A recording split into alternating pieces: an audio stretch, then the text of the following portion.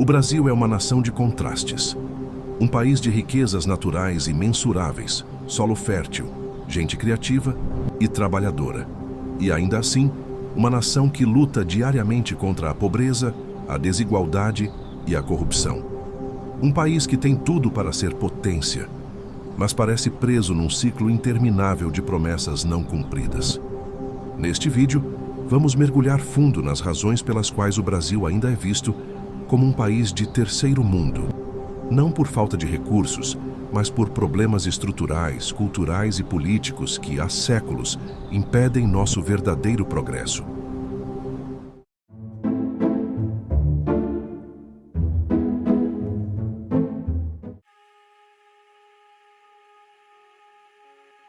Desde a colonização, o Brasil foi moldado sob um sistema de exploração. O objetivo não era construir uma nação, mas extrair riquezas para a metrópole. Essa herança deixou marcas profundas, concentração de terras, desigualdade social e uma elite acostumada a viver às custas da maioria. Mesmo após a independência, a estrutura social pouco mudou. O poder continuou nas mãos de poucos e as oportunidades foram negadas à maioria. Esse desequilíbrio histórico é a base de muitos dos nossos problemas atuais. Um país que nasceu para servir interesses de fora e de cima.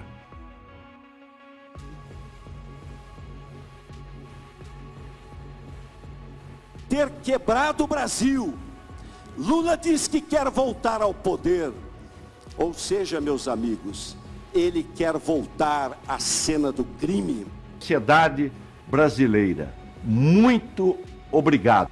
Mesmo que muitos discordem da sua opinião, de que Lula é um prato que cai bem com chuchu, o que eu acredito vem ainda se tornar um hit da nossa culinária, quero lhe dizer perante toda a sociedade brasileira, muito obrigado.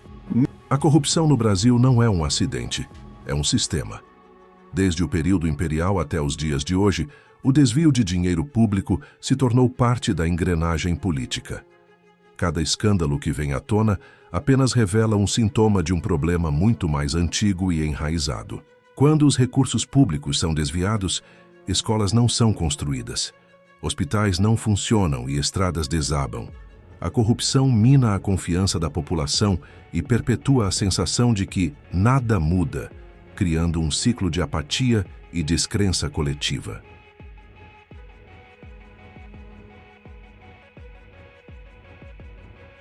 Essa é a política de Estado no Brasil, é destruir a educação. Porque para você ter uma característica de política de Estado nesse caso, além de você ter um currículo comum, é você, por exemplo, ter um altíssimo investimento em instalação, você ter uma elevação dos salários dos professores das redes. Por quê? Dá um exemplo. Se amanhã você levantasse o piso salarial, piso, tá? Não teto. O piso salarial de professores das redes públicas para R$5.000, você teria uma revolução na educação brasileira. Apesar de dizerem, não é só o salário. Claro, nunca é só o salário. Mas quando o salário é muito ruim, é quase sempre só o salário. A educação brasileira é um retrato fiel das desigualdades do país.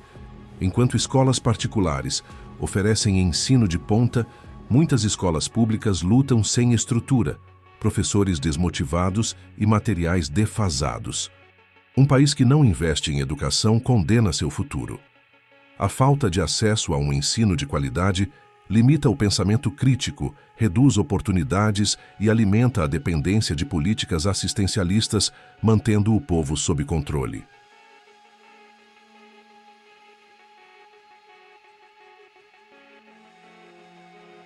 Em discussão em primeiro turno, projeto de lei 1308. Novamente, quem quer discutir em processo de votação, votação pelo processo simbólico, deputados foram favoráveis, permanecem comissões contrárias, manifestam. O projeto está aprovado em primeiro turno com a presença de 22 deputados. Solicito a leitura do próximo item. A justiça no Brasil é lenta, cara, e desigual. Quem tem dinheiro paga bons advogados e recorre indefinidamente. Quem é pobre enfrenta um sistema que o trata como culpado antes mesmo do julgamento. Esse desequilíbrio cria um abismo moral. Crimes de colarinho branco quase nunca são punidos, enquanto pequenos delitos recebem penas severas. A impunidade de poderosos é um dos pilares que sustentam o status de terceiro mundo.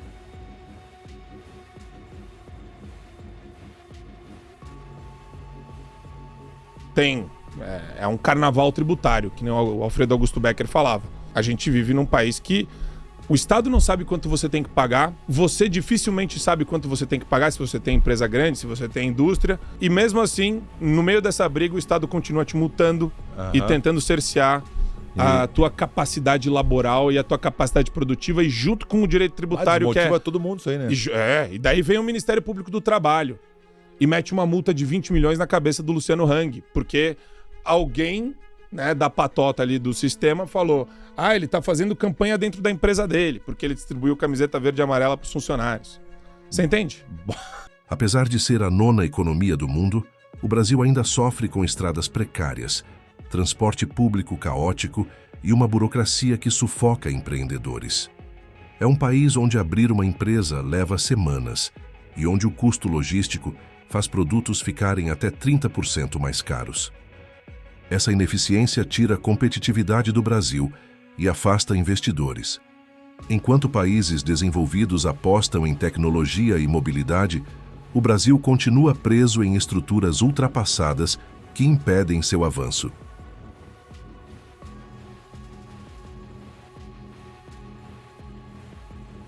Todas as atividades econômicas você tem o custo Brasil envolvido. Esse custo ele também acontece em outros países. Inclusive existem rankings que mostram quais são os países mais burocráticos, que têm maiores custos, outros que têm menores custos. O problema nosso é que nós estamos liderando geralmente os rankings de burocracia, os rankings de custos elevados, de infraestrutura precária. O Estado brasileiro é gigantesco, caro e muitas vezes ineficiente.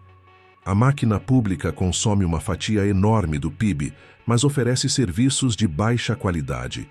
Os impostos são altos, mas o retorno para o cidadão é pequeno.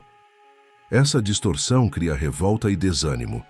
Muitos trabalham duro, pagam impostos pesados e ainda precisam pagar por segurança, saúde e educação privadas.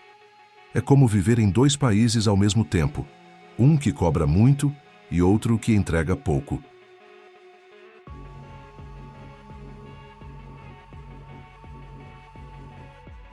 Por que a China tem vacina, a Índia tem vacina e um país gigantesco como o Brasil tem que importar a vacina deles? Não tem tecnologia.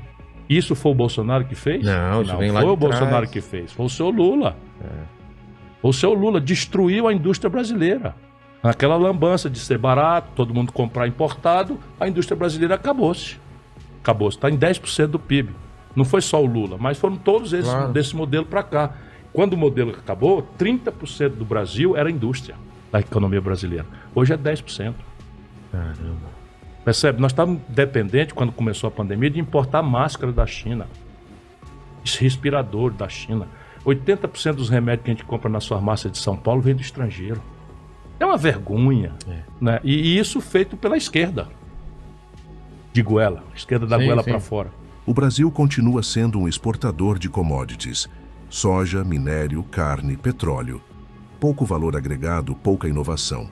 Enquanto isso, produtos industrializados e tecnológicos vêm de fora, gerando dependência econômica. A falta de investimento em ciência, tecnologia e inovação impede o país de competir globalmente. Somos um gigante adormecido, preso a um modelo econômico do século passado.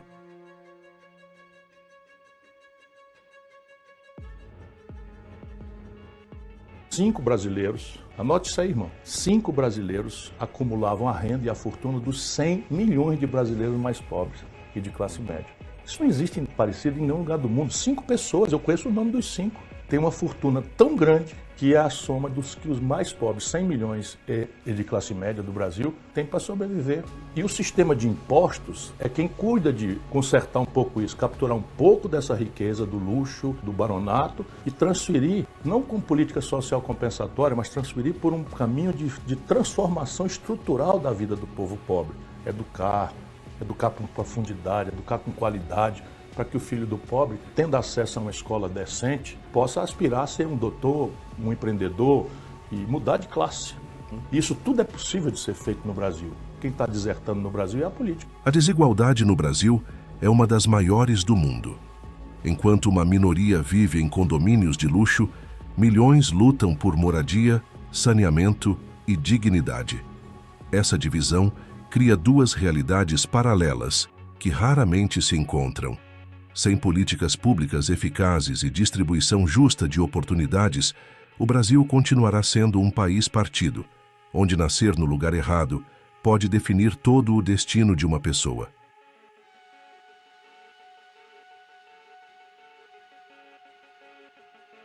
E existe um padrão de pensamento também que prejudica muito, que é o imediatismo, sabe? Sim. É querer colher o que não plantou. Então, nesse caso, assim, se a pessoa não praticou e ela quer colher sem ter praticado, não vai funcionar. E muitas pessoas não se dão conta do imediatismo que as afeta. O imediatismo afeta, eu diria que cerca de 80% a 90% das pessoas, num grau maior ou menor. Praticamente todo mundo sofre de imediatismo.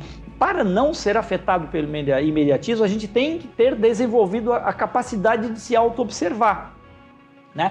E aí tem muitas crenças mesmo que nos fazem acreditar que eu posso colher sem plantar, né? Por que tanta gente, por exemplo, joga na loteria, fazem jogos de azar e participam de jogos de azar? É porque elas têm uma crença bastante aprofundada de que eu posso colher sem plantar. O famoso jeitinho brasileiro é uma das maiores armadilhas da nossa cultura.